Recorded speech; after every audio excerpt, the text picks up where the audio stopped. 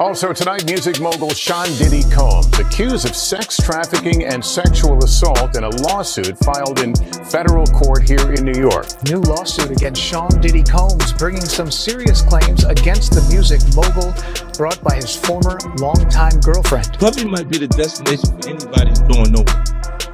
Nobody survived. Diddy's problems aren't fading anytime soon, and if there was ever a plan for a quiet escape, 50 Cent just slammed that door shut. Because right now, 50 isn't backing off. He's applying pressure from every angle. In a recent bombshell moment, 50 resurfaced an old video many people had completely forgotten about, one that allegedly shows Diddy mistreating Cassie. A clip buried in plain sight, until now. And once it came back into the spotlight, the internet exploded. But according to critics, this didn't come out of nowhere. They argue that Brother Love has been digging his own grave for years. Accusations, lawsuits, whispered stories, claims that stretch from elite industry circles all the way back to his past. Some say the pattern is impossible to ignore.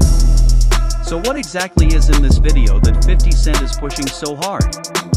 Why do so many people believe the odds are stacked against Diddy this time? And with the pressure mounting, is there any realistic way he walks away a free man? Let's break it all down, starting with Cassie, and the footage everyone's talking about. Cassie. What a beautiful dress. Thank you so much. I wanted to ask you, can't wait to see 3 a.m. Yes. The controversy. Yeah. How can we get a take of this? I'm gonna send it to you. I will email it. Email me the whole thing. Yeah, I love yeah. it. I love that you constantly Thank you. crushing the glass ceiling. Crushing the black ceiling. If you understand the context behind this video, if you know what people mean when they reference the so-called 3 a.m. video, and what Diddy was allegedly promising to email Andre, then one thing becomes very clear: Cassie didn't just leave a relationship. According to these claims, she escaped a nightmare. What's interesting is that this entire section of the story revolves around videos and recordings. Allegedly sent clips. Allegedly shared tapes. And the 3 a.m. video is said to be an extension of that same pattern. Now, that's a heavy accusation, so the real question is this: where's the proof? More specifically, what kind of proof would someone like 50 Cent have seen or heard that could have potentially destroyed Diddy's case if Cassie had gone all the way to trial? To answer that, we have to take a step back, way back, before Cassie was even part of the picture. Let's rewind to the early 90s. We're talking 1991. Long before Bad Boy Records. Before the fame. Before the power. At that time, Diddy was still an aspiring talent agent. And the woman at the center of this chapter was a college student named Joy Dickerson Neal. According to her documented claim, she went on a date with Diddy. During that date, she says her drink was tampered with. She knew something was wrong because when he later drove her to a music studio, she could barely walk. She alleges that during that vulnerable state, she was assaulted. But here's where this story ties directly back to the issue of videos. Joy claims the incident wasn't just an assault, it was recorded. And according to her, that recording was later shared with other people. How does she know? Because she says she was later told this directly by Devontae Swing, a member of the R&B group Jodeci. This isn't internet gossip. These statements have been documented. The individuals named are alive, and none have publicly walked back what they said. So why didn't she go straight to the police back then?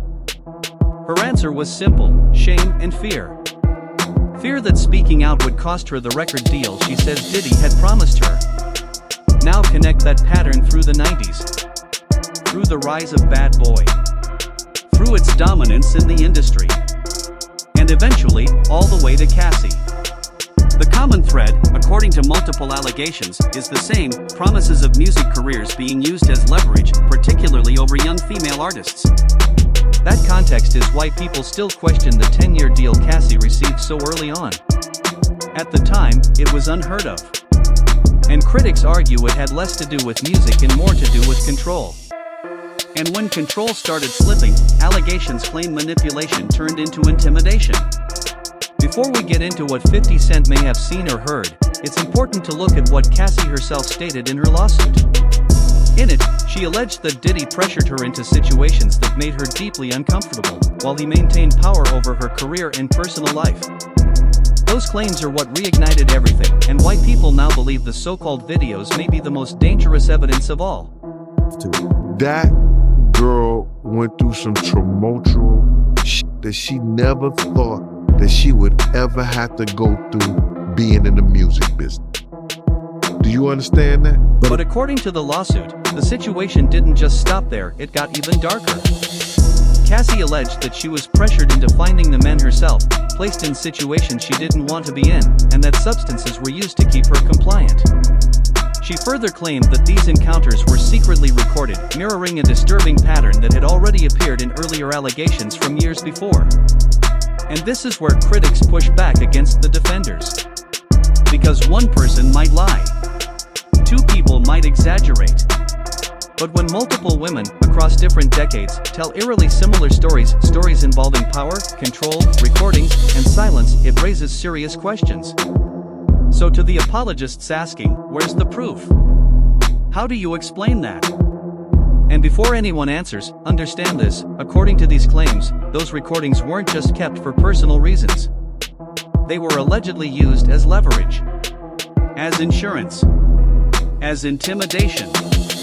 Cassie claimed that anytime she talked about leaving, the threat was the same, that the footage would be released. And eventually, according to public interviews, something like that may have happened. Back in 2010, during a radio appearance on Shade 45 with DJ Who Kid, 50 Cent spoke about seeing explicit images that immediately made him question Diddy's relationship with Cassie. At the time, 50 said he didn't even realize Diddy knew those images existed. Why? Because they were sent directly to his personal phone from an unknown number. In 50's own words, the content was shocking. Far beyond what the public had ever seen. Enough to make him seriously question what was really happening behind closed doors. And when you think about who 50 Cent is, and how few people would even have access to his private number, the list of possible senders becomes extremely short. Either it came directly from Diddy, or from someone very close to him. What makes this even more telling is what happened next. Instead of staying quiet. In fact, he immediately called Diddy to inform him about it. You fucking with this girl, like you really, like you like her, like that? And he was like, yeah, that's my girl. I'm like, all right, I'm gonna send you something. You look at it, you call me back. So 50 Cent sent the images back to Diddy. Not long after, Diddy allegedly called him and claimed the pictures had been taken by his people by mistake, brushed off as some kind of mix-up. But 50 wasn't buying it.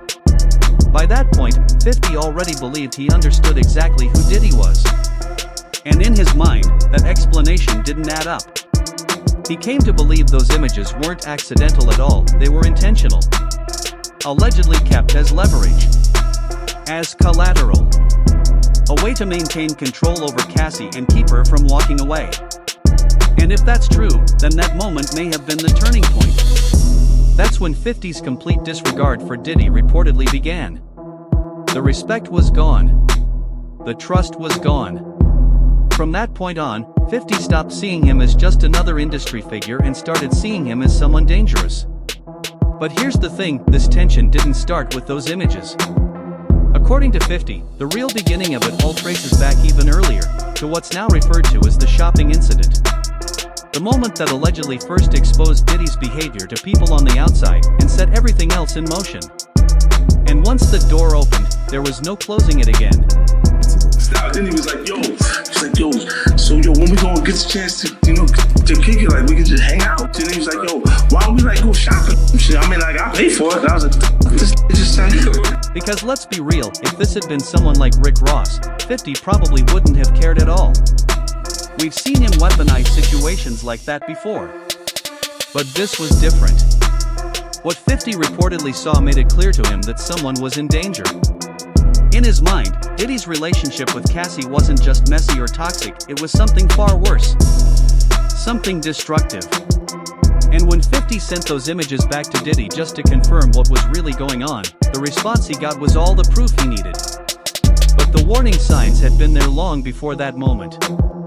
In fact, some of them were hiding in plain sight, posted by Diddy himself.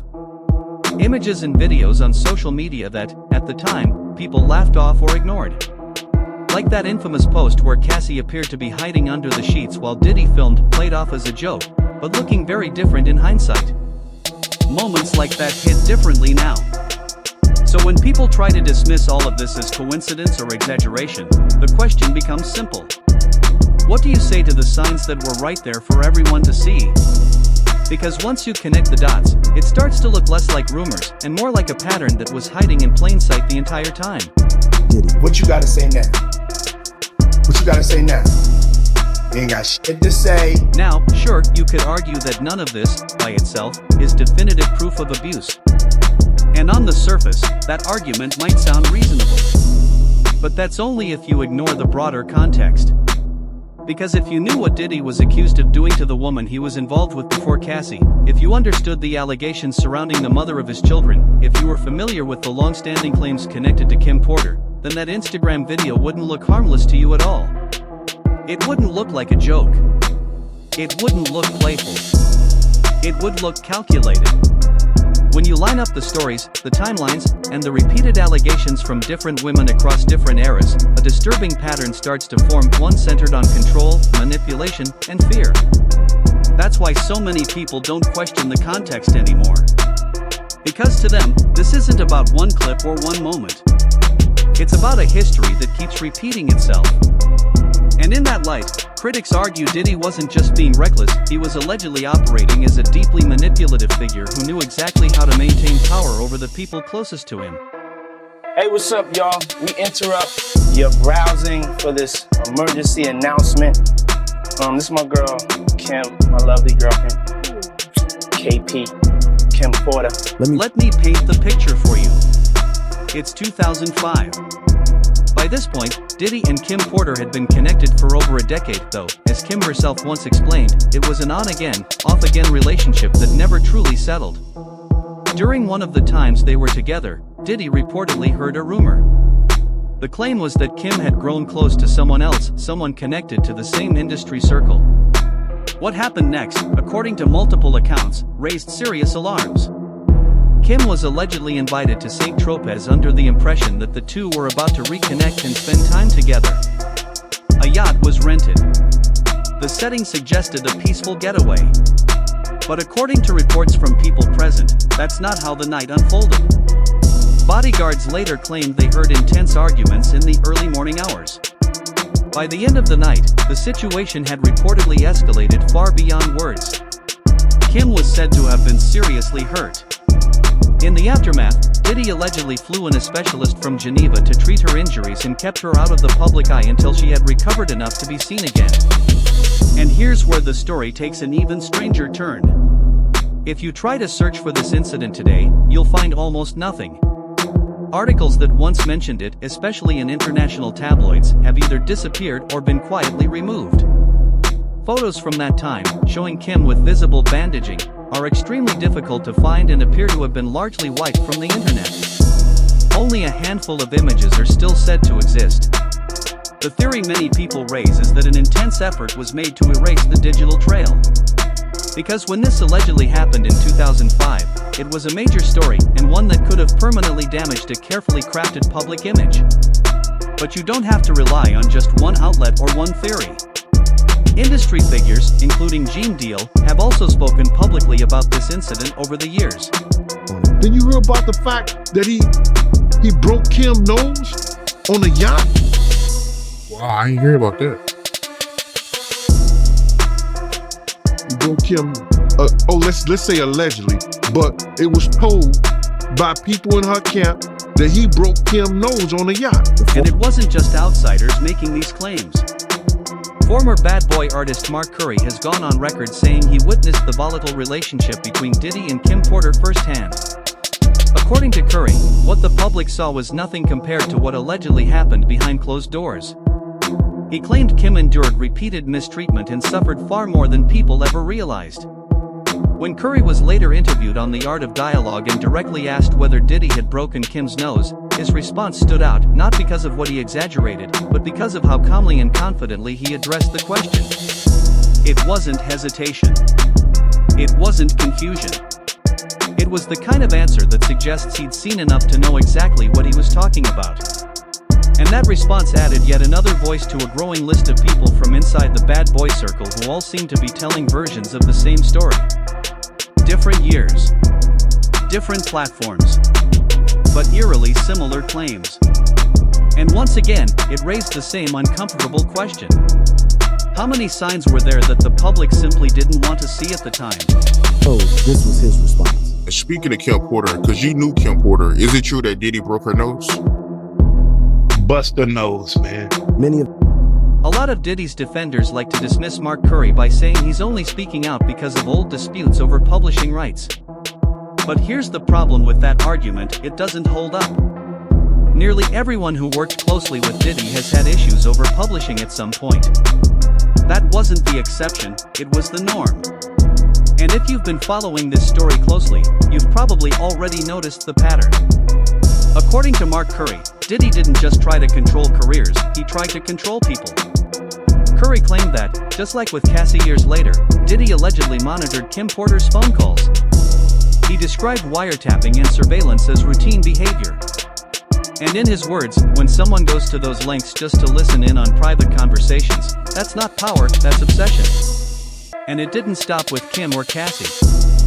Misa Hilton, the mother of Diddy's oldest son, Justin, has also spoken publicly about experiencing violence in her relationship with him.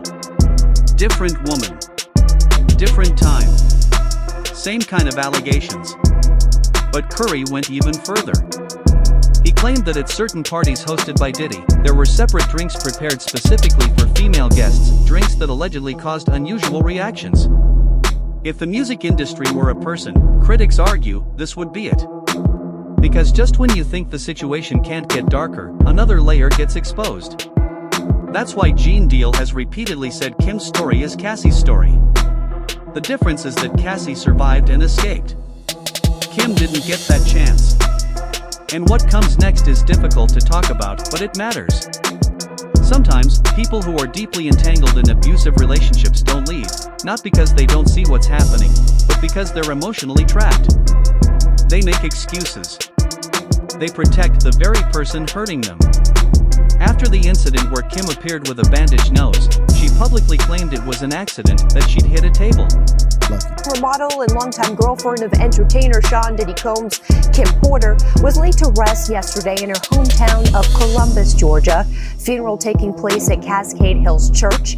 Porter leaves behind 3 children with Combs and an older son by singer Al B. Shore. Kim Porter passed away, and as you might expect, a lot of people who had followed her story for years immediately began asking hard questions.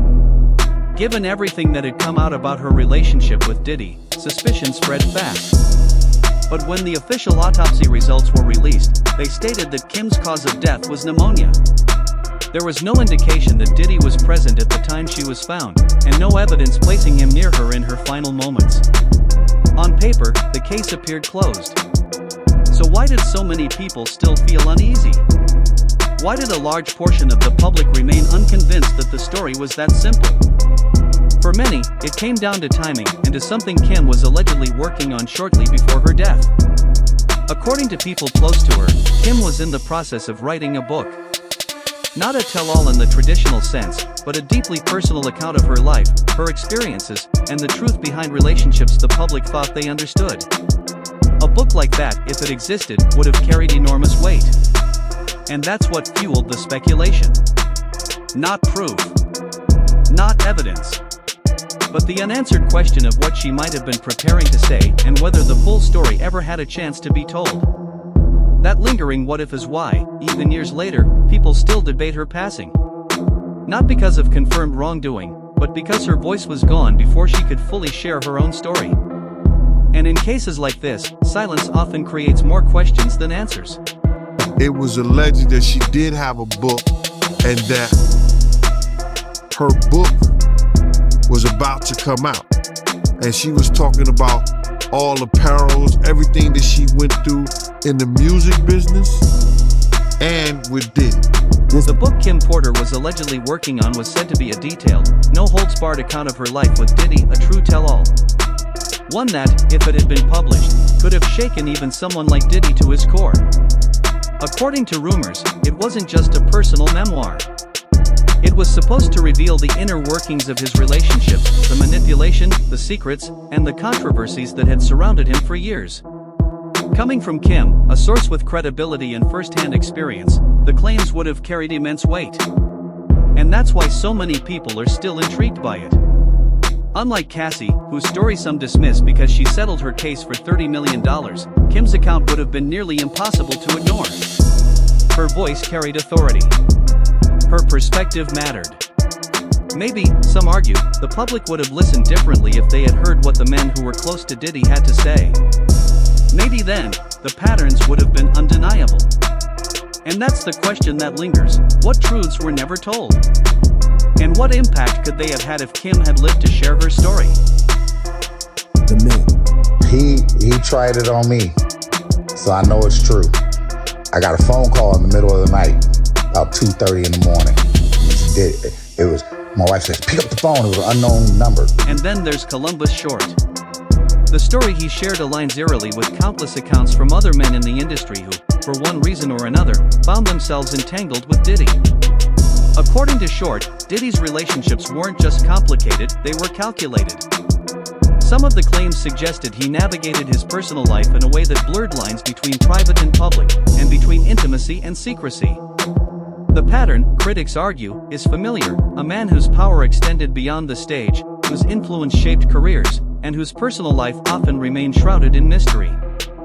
Whether it was about control, manipulation, or secrecy, the accounts all pointed to the same unsettling conclusion: Diddy's reputation behind closed doors was far more complex and far darker than the public narrative ever suggested.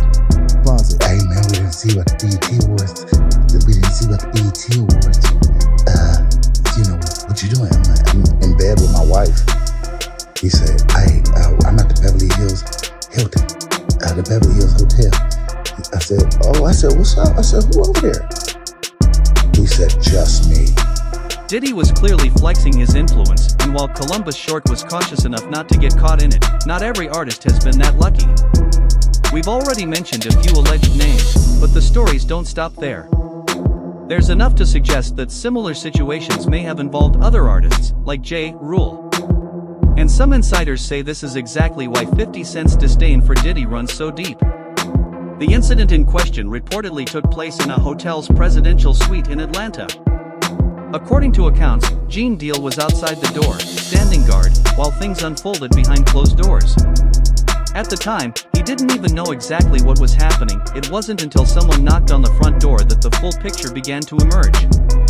Stories like this, repeated across different people and decades, are part of what fuels the perception that Diddy's personal and professional life has always been intertwined in ways most of the public has never seen.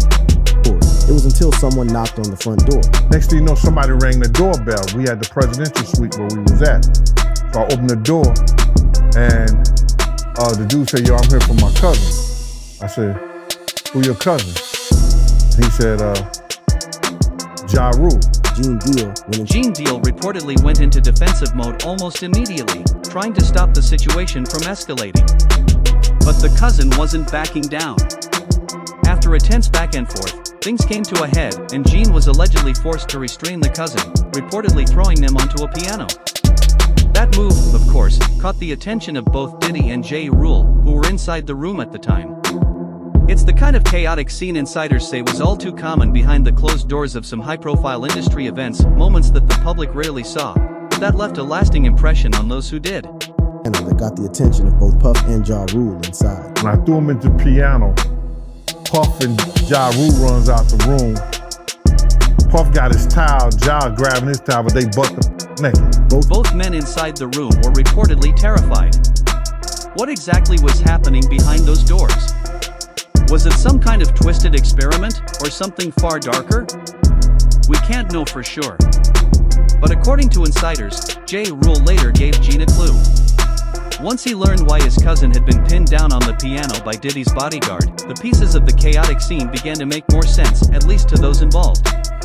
It's one of those moments that highlights just how unpredictable and intimidating the environment could be when Diddy was involved, and why so many people in the industry treaded carefully around him. Yo, Josh said, you didn't want to go in that room. There's a lot of freaking going on. Notice, I haven't even mentioned 50 Cent yet, and the case already feels endless. The number of men who've come forward over the years pointing to Diddy's behavior in his decades-long career is staggering. Here's the key point: it's not about his sexuality. The The issue, according to multiple insiders, is the alleged coercion, forcing people into situations they wouldn't normally consent to, often when he held power over something they desperately wanted. It was easier for him to control women, but some accounts suggest that men could also find themselves manipulated, especially if they were dependent on industry opportunities. And for anyone who doubts this, it helps to understand how the music industry works. Back in the 90s, Wendy Williams, a radio personality in New York City known for her outspoken take on urban gossip, frequently hinted at Diddy's personal life. Then in the mid-90s, rumors reached a peak when a photo surfaced allegedly showing Diddy in a compromising situation with another man during a yacht vacation in Cancun. The image wasn't definitive proof of anything, but it was enough to spark speculation, feed the rumors, and, according to some insiders, affect his public image. It even played into the highly publicized tension between Diddy and Suge Knight at the time, with critics suggesting it damaged his credibility in certain circles. This pattern, insiders argue, isn't about sexuality, it's about control, influence, and the power to manipulate situations behind the scenes, whether over women or men in the industry. Night. And we were on our way to the island of women. You understand? And this all it was, bro. For whatever reason, dude was playing with Puff. He went behind him and grabbed his trunks and pulled them down. And remember, this all happened during the peak of the East Coast-West Coast rivalry, a time when hip-hop was extremely unforgiving. Even today, homophobia remains normalized in the culture. Supposedly progressive artists, like J. Cole, have been known to slip into homophobic language, showing just how entrenched these attitudes are. So even if Diddy had wanted to be open about his personal life, insiders argue the consequences could have been devastating. His reputation, his credibility, and even his businesses could have suffered, regardless of outside support. That might explain why figures like Tyler Perry have been quick to publicly deny similar allegations over the years. But let's get back to Wendy Williams and the photo situation. According to reports, when Diddy got wind of what she was planning to share, he allegedly acted fast and got her fired.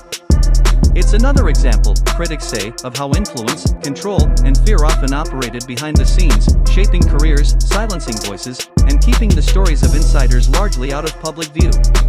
Puff got one of the hottest DJs off of Hot 97 because she wanted to put up a picture of him getting his pants pulled down. Now, Diddy and Wendy Williams may have reconciled since then, but that doesn't erase what she said at the time. She hasn't gone back on her statements, and meanwhile, 50 Cent still uses it as a punchline, calling him gay seemingly every other week. Some of the most intriguing and controversial evidence, according to critics, comes from Diddy himself. Observers point to lyrics in songs like Hope by Blood Orange, where his verse and the accompanying visuals raise questions. In the video, two men are seen embracing while Diddy delivers lines like, "Sometimes I ask myself, what is it going to take for me not to be afraid to be loved the way I really want to be loved? But I'm scared to really, really feel it. Maybe one day I'll get over my fears and truly receive it." For many, that verse hits directly on themes of vulnerability and secrecy, almost on the nose for the speculation surrounding him. And perhaps the most notable point critics make is this: despite decades of rumors, allegations, and public curiosity, there isn't a single video where Diddy outright denies being gay. That absence, intentional or not, has kept the conversation alive and made every statement, lyric, and clip scrutinized by fans and insiders alike.